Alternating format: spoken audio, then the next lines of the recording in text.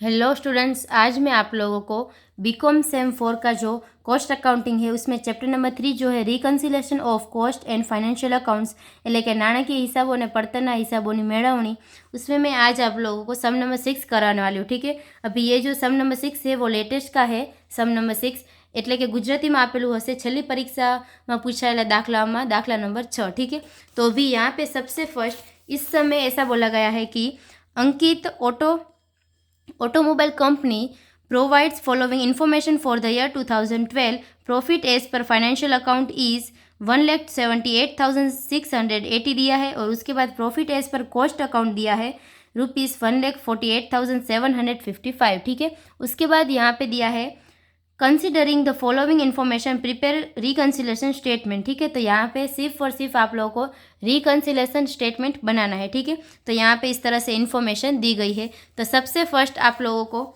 એટલે કે અહીંયા આગળ આપેલું છે અંકિત ઓટોમોબાઇલ્સ કંપનીનો વર્ષ 2012માં નાણાકીય હિસાબી પદ્ધતિ મુજબનો નફો આપેલો છે અને પડતર હિસાબી પદ્ધતિનો નફો આપેલો છે અને નીચેની વિગતો પરથી નફાની મેળવણી પત્રક તૈયાર કરવાનું છે। ठीक है, तो अभी यहाँ पे सबसे फर्स्ट आप लोगों को बनाना होगा statement showing reconciliation of profit. ठीक है, એટલે કે નફાની મેળવણી દર્શાવતું પત્રક। उसके बाद यहाँ पे हम लोग लिखेंगे profit as per cost sheet. ठीक है, तो कॉस्ट शीट का हम लोग यहाँ पे प्रॉफिट लिखेंगे। तो यहाँ पे आप लोगों को दिया है कॉस्ट अकाउंट की, यहाँ पे प्रॉफिट दिया है 1,48,755। ठीक है, तो वो आप लोगों को बाहर की कॉलम में लिखना होगा 1,48,755। ठीक है, उसके बाद यहाँ पे ऐड हम लोग क्या करेंगे और लेस क्या करेंगे, यानी कि डिडक्ट क्या करेंगे। तो सबसे फर्स्ट यहाँ पे है over observation of administrative expenses in cost accounts. ठीक है, तो यहाँ पे એટલે કે અહીંયા આપેલું છે પડતર હિસાબોમાં વહીવટી ખર્ચાની વધુ વસૂલાત થઈ છે। ठीक है, यानी कि ये ओवर है, तो यानी कि ये हम लोग ऐड करेंगे 31,200। ठीक है, तो यहाँ पे हम लोग लिखेंगे ऐड में सबसे फर्स्ट करके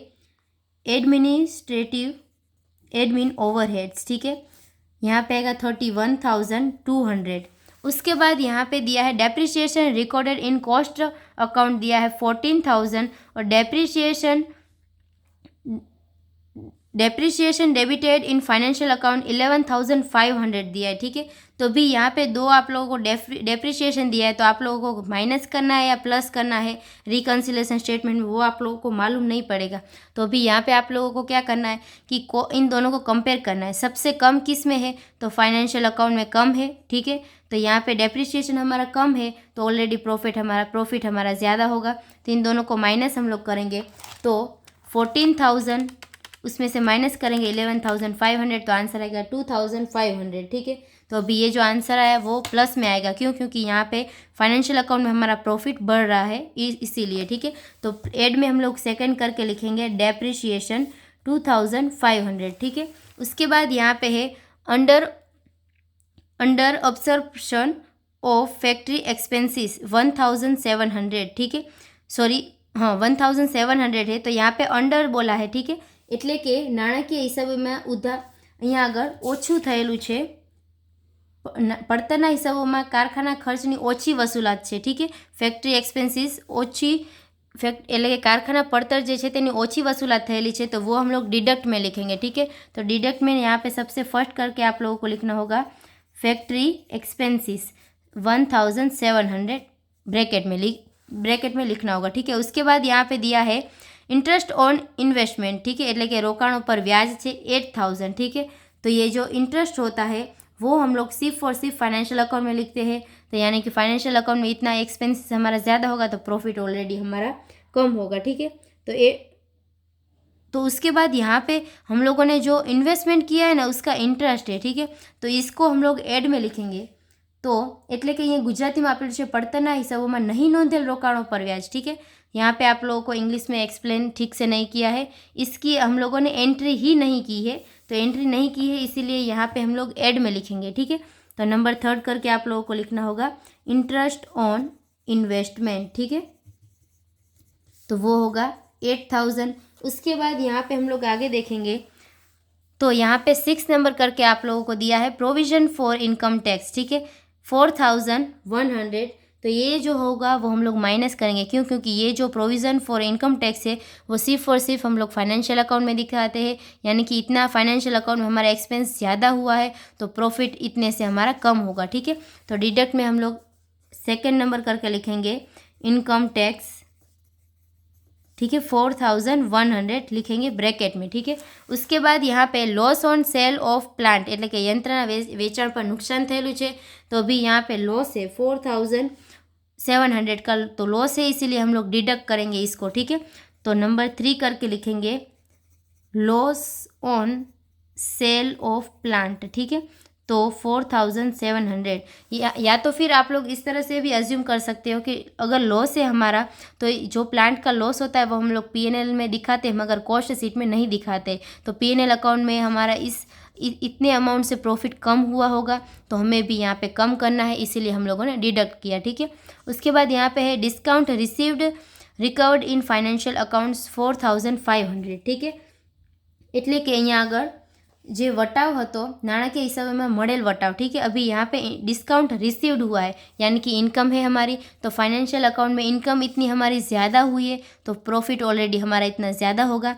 तो यहाँ पे आप लोगों को नंबर 4 करके लिखना होगा डिस्काउंट रिसीव्ड। ठीक है, 450। ठीक है, उसके बाद यहाँ पे आएगा लॉस ऑफ स्टोर एडजस्टमेंट। ठीक है, એટલે કે અહીંયા આગળ ગુજરાતીમાં આપેલું છે નાણાકીય स्टोर अप्रचलित अंगेનું नुकसान થયું છે। अभी यहाँ पे जो हमारा लॉस हुआ है, ठीक है, तो लॉस हुआ है 725 का, तो ये हम लोग माइनस में लिखेंगे। माइनस में क्यों? क्योंकि ये जो भी हमारा लॉस होता है वो हम लोग पीएनएल अकाउंट में लिखते हैं। ठीक है, कॉस्ट शीट में नहीं लिखते, तो पीएनएल अकाउंट में हमारा लॉस अगर हुआ तो इतने से हमारा प्रॉफिट कम हुआ होगा ऑलरेडी। ठीक है, तो यहाँ पे भी हमारा प्रॉफिट कम करेंगे, तो लेस में आप लोगों को नंबर 4 करके लिखना होगा लॉस ऑफ स्टोर एडजस्टमेंट। ठीक है, 725 ये हम लोग ब्रैकेट में लिखेंगे। उसके बाद यहाँ पे दिया है debenture interest debited in financial account 700। ठीक है, तो यहाँ पे डिबेंचर इंटरेस्ट दिया है, तो डिबेंचरનું જે વ્યાજ આપેલું છે તે नाणाकीय हिसाबों में आपेलू है, यानी कि पीएनएल अकाउंट में हम लोग लिखते हैं, इसकी कोई भी एंट्री हम लोग कॉस्ट शीट में नहीं करते। तो यानी कि यहाँ पे इतना एक्सपेंस जो है हमारा फाइनेंशियल अकाउंट में ज़्यादा हुआ है, तो यानी कि इतने से हमारा प्रॉफिट क्या हुआ होगा, कम हुआ होगा। ठीक है, तो इसको भी हम लोग क्या करेंगे, डिडक्ट करेंगे, यानी कि माइनस करेंगे। तो यहाँ पे आप लोगों को नंबर 5 करके डिडक्ट में लिखना होगा डिबेंचर इंटरेस्ट। ठीक है, वो होगा 700, वो आप लोगों को माइनस करना है। उसके बाद यहाँ पे जितनी भी इन्फॉर्मेशन थी वो हम लोगों ने ले लिए। ठीक है, तो यहाँ पे हम लोग क्या करेंगे, तो ऐड में कितनी अमाउंट है और डिडक्ट में कितनी अमाउंट है वो हम लोग निकालेंगे। ठीक है, तो यहाँ पे हम लोग ऐड में निकालेंगे तो 31,200 प्लस करेंगे 2,500 प्लस 8,000 प्लस 450, तो आंसर आएगा 42,150। इसको ऐड करेंगे तो हम लोगों को आंसर मिलेगा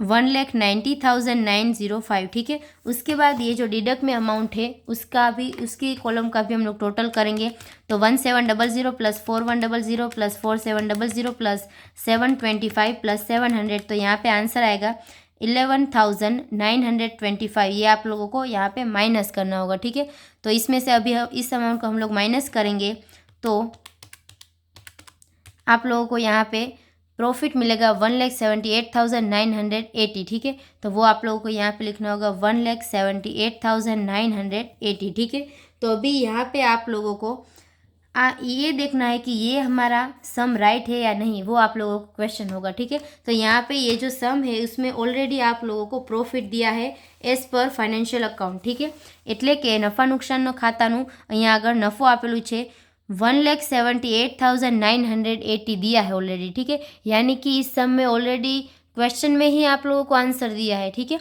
यानी कि जब भी आप लोग रिकन्सिलेशन स्टेटमेंट बनाए એટલે કે નફાની મેળવણીનું પત્રક બનાવશો ત્યારે લાસ્ટમાં જે प्रॉफिट नफ़ो આવશે, ठीक है, उसकी अमाउंट और ये जो फाइनेंशियल अकाउंट की प्रॉफिट की अमाउंट है वो दोनों सेम आनी चाहिए। ठीक है, तो यहाँ पे 1,78,980 है और यहाँ पे भी 1,78,980 है। ठीक है, तो यानी कि ये जो हमारा सम नंबर 6 था वो राइट है, तो यहाँ पे ये जो सम नंबर 6 था वो कंप्लीट होता है।